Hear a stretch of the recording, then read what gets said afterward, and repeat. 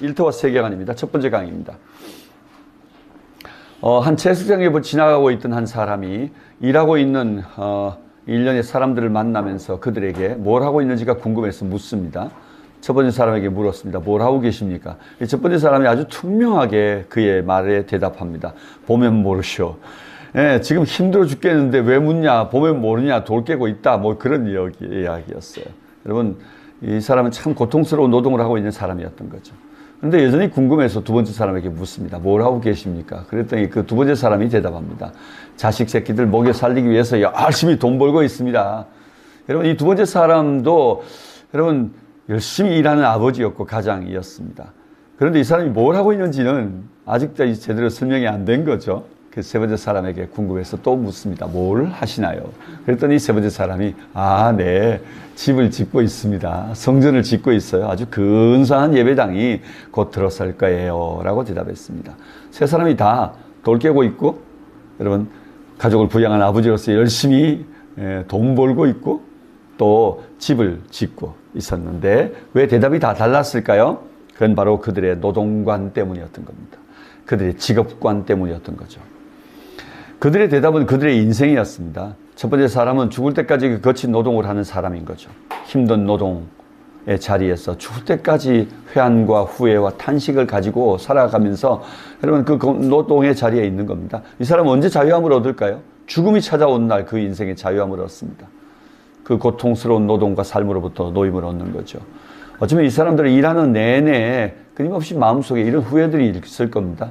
내가 젊은 날 어릴 적에 공부 좀 열심히 했다면 내가 이 짓 하고 있지 않을 텐데 뭐 이런 내가 부모 좀 잘 만났다면 내가 이렇게 살지 않을 텐데 뭐 이런 또 어떨 때는 내가 그냥 옛날에 우리 친구들 도해지로 떠날 때 내가도 그때 야반 도주 했더라면 뭐 이렇게 내가 도시로 나갔더라면 내가 이렇게 살지 않았을 텐데 뭐 등등 온갖 인생에 자기에게 주어졌던 기회들에 대하여 후회하고 탄식하고 그러면서 자기의 삶을 처절하게 살아가다가 인생을 마치겠죠. 두 번째 사람은 자기 인생의 시간들을 모두 현재 자기가 함께하는 자기가 부양해야 할 바로 가족들을 위한 삶을 사는 사람입니다. 죽을 때까지 그 사람은 자기가 부양해야 될 책무를 이행하는 멋진 아버지, 훌륭한 아버지일 수는 있겠지만 이 사람의 인생도 어느 날 가족들이 모두 떠나가고 빈 둥지가 자기 가정에 찾아올 때 소위 말하면 그 빈 둥지 증후군을 겪어야 하는 거죠. 후회가 찾아오죠. 내 인생은 뭐였나 이런 생각이 드는 거죠. 난 뭘 했나. 그렇게 자기 이름도 자기 인생도 없는 가족을 위해 자식들을 위해 산 인생밖에 남지 않은 무엇을 보겠죠. 여러분 그런데 세 번째 사람은 똑같은 과정을 다 겪습니다. 거친 노동도 하지만 가족도 부양해요. 그런데 자기가 성취하는 일이 있는 거죠. 집을 짓습니다. 아주 근사한 예배당을 짓는 일이 그의 삶의 보람이고 기쁨인 거죠. 그 일을 하기 위해 그는 태어났다고 생각하기도 합니다. 그 일을 완성했을 때 그 무엇으로도 보상할 수 없는 기쁨과 보람이 그의 삶에 찾아오죠. 여러분 이 세 사람의 노동과는 정말 다른 겁니다. 첫 번째 사람은 저주설에 입각한 노동이라고 얘기할 수 있습니다. 여러분 우리는 선뜻 기독교가 말하고 있는 게 이거 아니야? 이런 생각을 합니다. 그건 우리가 창세기 1장, 2장을 읽고 3장을 읽을 때 타락장에서 뭔가 우리가 오해해서 읽어갔기 때문입니다. 성경이 말하는 노동은 저주가 아닙니다. 왜냐하면 남성에게 주어진 노동의 이야기와 여성에게 주어진 해산의 이야기를 평행으로 놓고 설명하면 이해가 금방 됩니다. 아이가 태어나는 날 우리는 그걸 저주라고 받은 사람이 정상적 가정에서 누가 있겠습니까? 그 일은 기쁨이고 그 일은 무엇으로 대신할 수 없는 여러분 이 가정의 부부에게 준 선물이고 하늘의 축복이죠. 마찬가지로 노동, 남성에게도 동일한 것입니다. 노동의 결과로 우리가 얻는 기쁨들이 한둘이 아닐걸요. 열심히 청소하고 난 다음에 깨끗해진 집을 보면서 우리가 느끼는 기쁨이 있고요. 심지어 작은 시간 수고해도 그릇 하나 깨끗하게 씻어서 정리해 놓고도 우리가 정말 세상을 얻은 것 같은 그런 자유함과 기쁨이 우리에게 찾아오는 보람을 느낀 적이 있으시죠? 많은 음식을 준비하여 가족들을 대접하고 손님들을 대접한 이후에 찾아오는 기쁨과 보람은 형언할 수 없는 것 아시죠? 자식들 잘 길러놓고 그들이 대견하게 자라가는 모습을 보면서 행복해하는 가정의 이야기도 그 중에 마찬가지일 겁니다. 노동이 가져다 주는 축복과 보람은 형언할 수 없어요, 여러분. 근데 왜 우리는 그걸 저주라고만 계속 생각해 왔을까요? 그걸 성경이라고 믿고 왔을까요? 고대의 플라톤의 철학, 다시 말하면 서양에서는 플라톤의 철학이 지배했고 동양에는 동양 사상이 지배하면서 이와 같은 노동, 육체 노동을 저급한 것으로 보고 정신 노동을 노동 중에 고상한 것으로 보는 이와 같은 이원론적 생각이 들어온 것이죠. 그건 성경이 아니고 동양 철학이었고 서양 철학이었던 겁니다. 성경은 파라다이스를 설명합니다. 곧 에덴, 그 에덴은 노동을 전제로 하는 파라다이스라고 말합니다. 서양에서 파라다이스, 유토피아는 어떻게 그려집니까? 화이트 샌드 비치에 옥색빛 바다에 여러분 그리고 야자수가 드리워져 있고 해먹이 있고 거기에 그냥 탁 이렇게 누워있는 어떤 사람이 상상되어지시나요? 아니면 벌거벗은 남자가 나 잡아봐라 하고 막 이렇게 뛰어가면 잡히면 가시나 뭐 이러면서 그래서 막 따라가는 이런 장면들이 연상되시나요? 여러분 이 화이트 샌드 비치에 이와 같은 그림 무노동을 전제로 하는 서양의 이야기 유토피아 그림 동양도 마찬가지입니다. 무릉도원이거든요. 복사꽃 피는 복숭아꽃 피는 여러분 그런 봄날에 정자 밑에 앉아서 신선들이 장이요 그러면서 말이죠 멍구나 이러면서 바둑을 두는 여러분 이 장기를 두는 이런 장면들을 연출하는 무노동의 파라다이스 무릉도원 이야기가 동서양을 불언하고 있는 유토피아의 그림들입니다. 그런데 성경은 그렇게 말하고 있지 않아요. 성경은 노동을 하는 곳입니다. 잃어버린 신라관을 다시 되찾으면 큰일 납니다. 거기 가면 일해야 되니까요. 또 일해야 되니까요. 돌아가지 말아야 할 것 같다. 이렇게 생각되진 않으세요? 그만큼 우리에게 뭔가 이율배반적인 이야기가 우리 안에 존재하고 있었는데 우리는 쉽게 이걸 묻어놓고 한 번도 제대로 정해보지 않은 채 넘어온 거죠.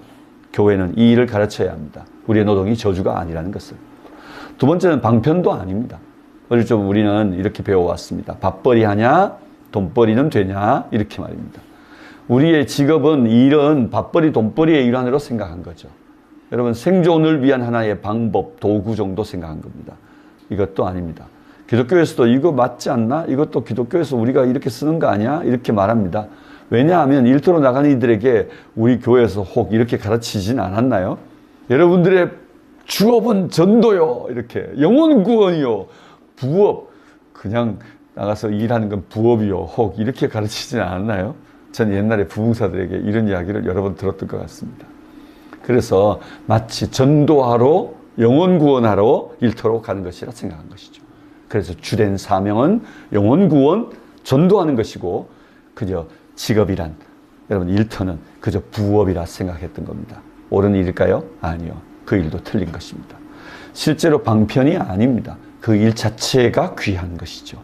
그 일 자체에 의미가 있는 것이죠. 그 일 자체를 통해 하나님이 우리에게 축복해 주셨고 그 일을 통해 우리에게 보람과 기쁨을 안겨주신 것이죠. 방편설이 아닙니다. 먹고 살기 위한 수단이 아닌 것이죠. 그 일 자체의 가치입니다. 그러므로 우리가 무슨 일을 하든지 그 일에 대한 소명이 필요한 거죠. 그 일에 대한 가치와 의미가 부여되어야 되는 거죠. 그 일을 통해 나는 뭘 하기를 원하는지에 대한 이유가 분명해야 되는 거죠. 그래서 우리는 직업이 아니라 다시 말하면 명사가 아니라 뭘 이루려고 하는지 동사다. 그래서 꿈, 비전은 명사지 않다. 동사여야 한다는 말을 한 것입니다. 의사가 되려고 한다고요. 그건 비전이 아닌 거죠. 그건 단지 선택한, 그 꿈을 이루기 위한 하나의 선택한 직업인 거죠. 예, 판사가 되려고 한다고요. 그건 선택이죠. 선택. 그의 직업일 뿐이죠. 그래서 뭘 하고 싶은 건데요. 비전은. 그래서 뭘 이루고 싶은 건데요. 그래서 그가 꿈꾸는 건 뭘까요? 그 동사의 이야기가 진짜 비전인 것이죠. 그러므로 방편이 아닙니다. 그 방편을 붙들지 않아야 되는 거죠. 소명이어야 합니다. 하나님께서 우리에게 주시는 일은 이와 같이 소명인 것입니다. 그 일을 통해 뭘 하고 싶은지. 자꾸 우리는 도구 또는 방편이라는 관점에서 계속 여러분 직업이나 이 직업을 찾고 있는지 모르겠어요. 근데 그 일이 소명이었으면 좋겠습니다. 이런 관점들은 우리의 생각을 바꿉니다. 누가복음 11장에 예수님께서는 이렇게 말씀하십니다. 내 몸의 등불은 눈이라. 내 눈이 성하면 온몸이 밝을 것이요 만일 나쁘면 내 몸도 어두우리라. 그러므로 내 속에 있는 빛이 어둡지 아니한가 보라. 이렇게 말씀하십니다. 이 말은 실제로 우리의 눈은 본다. 이건 관점을 말하는 것이고 몸은 우리가 사는 우리의 인생을 말하는 거죠. 눈이 어두우면요. 결국 보는 것, 그 관점이 잘못되어 있으면 어떤 결과를 가져오나요? 인생, 몸이 어둡다는 겁니다. 다시 말하면 반대로 몸이 어두우면요. 다시 말하면 내 인생이 어둡고 내 인생이 슬프고 내 인생이 외롭고 내 인생이 힘들면요. 뭔가 문제가 잘못된 거죠. 내가 보고 있는 내 일상에 대한 관점이 뭔가 잘못된 거죠. 뭔가 잘못 보고 있는 거죠. 그래서 아마 지난 우리의 삶의 이야기 속에서 내 인생을 어떻게 보느냐에 따라 내 인생에 대한 해석이 달라지는 것이죠. 내 앞으로의 인생도 내 보는 것에 의하여 내 인생은 달라질 것입니다. 그렇습니다. 눈이 내 몸의 명암을 결정하듯이 내 삶의 명암은 내 관점에 의하여 달라진다. 그것이 바로 세계관의 중요성입니다. 여러분, 세계관이란 말은 우리가 금방 이해하죠. 세상과 만물을 보는 우리의 관점인 거죠. 세계를 보는 관점. 안경이고 눈인 거죠. 그래서 티모시 워너는 우리가 사물을 보는, 세상을 보는 안경이다, 이렇게 설명한 것입니다. 그렇다면 여러분, 우리는 어떤 안경을 끼고 있나요? 우리가 세상을 보는 렌즈는 무엇입니까? 성경, 그 성경적 세계관이란 성경을 통해 세상을 보는 렌즈를 가져야 되는 것이죠. 우리가 살고 있는 세상, 우리가 살아가는 모든 이야기가 바로 이 성경적 렌즈를 통해서 세상이 보여야 하고 세상이 해석되고 이해되어져야 하는 것이죠. 이런 관점들을 갖는 훈련은 진정한 개종이랍니다. 우리가 예수 그리스도께서 우리 삶에 들어옴으로 본 어게인 합니다. 그렇지만 진짜 컨버트 되어지는 진짜 개종은 눈이 바뀌는 겁니다. 눈이 바뀌지 않으면 여전히 생명은 예수의 생명, 영원한 생명이 내 삶 가운데 들어왔지만 삶은 여전히 넌 크리스천과 다를 바 없는 삶을 살게 되어지는 것이죠. 그러므로 눈이 바뀌어야 진정한 컨버트라는 것. 그래서 우리의 모든 이야기 가운데 이 세계관 이야기가 먼저 놓여야 합니다. 훈련이든 선교든 사역이든 우리의 일상의 이야기든 다 세계관 이야기로부터 다시 리셋되어지고 다시 우리의 모든 이야기가 해석되어져야 한다는 것입니다. 그렇다면 성경적 세계관은 뭘까요? 성경적 세계관은 세속적 세계관과 차이에 있어서 신관에서 차이가 있습니다. 첫 번째는 무신론과 유신론의 차이에서 여러분 우리의 관점은 유신론적 세계관인 겁니다. 유신론적 세계관 안에도 들어가면 책에 설명되어 있습니다. 두 가지가 얘기했죠. 다신론이 있고 또는 범신론이 있습니다. 범신론은 신이 많다는 이야기고 다신론은 신이 많다는 이야기에서 범신론 이야기가 조금 차이가 있죠. 범신론 이야기는 자연신론. 다시 말하면 철학적 이야기로 너무 깊이 들어가지 맙시다. 사실은 이 이야기를 철학적 이야기로 깊이 안 들어가려고 정말 간단하게 쓰려고 한 건데요. 그래도 좀 어렵다고 하시는 분이 계시더라고요. 그래도 이 정도 이야기는 해야 합니다. 세상과 기독교가 다른 관점을 가지고 있다면 우리는 신이 없다가 아니라 신이 있다고 믿는 신관을 가지고 있다. 그런데 그 신관에도 신이 많다, 또는 모든 곳에 신이 있다라고 하는 범신론이 아니라 우리는 유일신론, 다시 말하면 신이 한 분이라고 믿는 것이다. 특별히 이슬람과도 이런 면에 있어서는 유대교와도 비슷한 것 같지만 우리는 여기서도 차별화되어지는데 삼위일체 신론을 믿고 있다. 이런 점에서는 우리의 신관이 정의될 필요가 있겠죠. 어쨌든 한 가지, 우리는 세상에 신이 존재한다고 믿는 신관을 갖고 있는 거죠. 두 번째는 계시적 세계관입니다. 우리는 우리 스스로 아이디어를 내고 생각을 내어가지고 우리가 뭔가 정리한 것을 우리가 만들어서 믿고 있는 사람들이 아닌 거죠. 우리는 하늘의 빛 에 의하여 사는 자들입니다. 하늘이 우리에게 내린 말씀과 하늘이 우리에게 내린 해석과 하늘이 우리에게 내린 생명에 의하여 우리는 온 세상을 이해하고 그리고 우리는 이 세상을 살아가는 겁니다.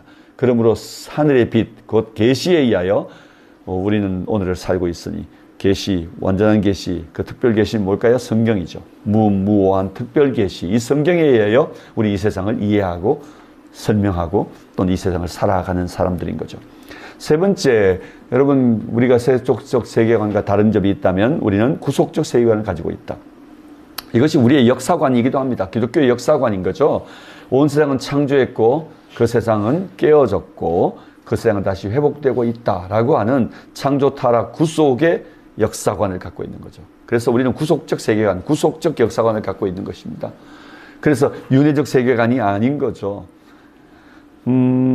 인도에 있는 한 사역자에게 윤회적 세계관을 가지고 있는 사람들의 삶에 있어 얼마나 큰 어려움이 있는지를 설명하는데 이런 얘기를 하더라고요. 이슬람의 한 형제가 이렇게 말하더래요. 이번 생은 정말 아닌 것 같아요. 이렇게. 이번 생은 더 이상 자기에게는 새로운 삶을 살 수 있는 그 어떤 희망도 자기에게 없는 것 같다. 그래서 방법이 뭡니까? 이번 생은 아닌 것 같다. 그렇다면 다시 자기의 생을 리셋하는 방법은 뭘까요? 죽는 거죠. 그래서 쉽게 자기 생명을 끊고 다음 세상을 기대한다는 거죠. 다음 한 번 더 찬스를 기대한다는 거죠. 여러분, 우리 기독교는 그렇게 보지 않습니다. 기독교는 이미 창조된 세계이고 하나님에 의하여, 그리고 그 세계는 지금 타락했기 때문에 여전히 깨어진 세상 안에 우리 모두가 고통하고 몸부림치고, 그리고 결핍과 부족과 불완전히 우리 삶에 자리 잡고 있지만, 그러나 우리는 그리스도에 의하여 회복되어질 수 있고, 그리스도에 의하여 우리는 회복되어진 세상을 살아갈 수 있다는 이 희망의 이야기를 우리는 나눌 수 있는 거죠. 하나님을 믿고 그분 안에서 우리 모두의 이야기가 다시 리셋되어진다는 사실을, 그렇게 우리에게 희망을 이야기하는 구속적 세계관, 이것이 바로 오늘 우리가 가진 세계관입니다. 그러므로 일터의 이야기도 이렇게 보여줘야 하는 거죠. 여러분, 일터가 고통스럽다고요? 그러나 그것이 본래 원형적 이야기에는 완전한 것이었고 아름다운 것이었는데 고통을 수반하게 된 것이야 라고 이해되어지죠. 그렇지만 그리스도 안에서 이 노동은요, 어떻게 이해된다고요? 구속되어지면 새로운 이야기가 되고 우리가 모두가 감격하고 가슴 떨리는 이야기로 회복되어진 것이라고 우리가 이해될 수 있는 거죠. 돈요, 더러운 거라고요. 돈 좋은 건데. 근데 하나님이 지으신 거죠, 창조. 그 돈은 타락해서 오늘 이 돈이 지배하는 세계가 이토록 고통스럽고 어렵고 우리에게 참으로 힘든 이야기라고요. 그러나 그리스도 안에 다시 이것이 새로운 관점으로, 새로운 가치로, 새로운 의미로, 새로운 목적으로 회복될 수 있다고요. 그렇죠. 그래서 우리는 이 창조 타락 구속의 세계관으로 세상을 재해석하고 세상을 희망 있게 보고 세상을 우리가 그 안에서 어떻게 섬기고 어떻게 사랑하고 어떻게 세워서 더 아름다운 세상을 만들 것인지에 대하여 우리가 말할 수 있게 된 것이죠. 선교는 바로 이 포인트에서 시작되는 거죠. 교회는 이 포인트 안에 있는 거죠. 우리 모두의 삶과 사역과 일상의 이야기가 이 포인트에 있는 거죠. 이것이 바로 성경적 세계관입니다.